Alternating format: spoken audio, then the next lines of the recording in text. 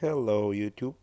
Gonna try to share some news with you. I got some panels, a bunch of them, for different models of units. This one most likely is no longer available, brand new, so I have a very nice piece. This is for Thermador oven, and usually this all letters are gone after a while. This one is in a great condition, so just in case anybody needs it.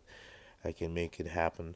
You can call us. We are, for example, this panel from Maytag, just in case anybody recognize it, or this panel from GE Monogram, in a good condition, just in case someone needs it. And I have a bunch of stuff, a lot more panels for Thermadors, for other appliances, and a lot of them are not longer available because one of my technician got retired, so I got stock from him.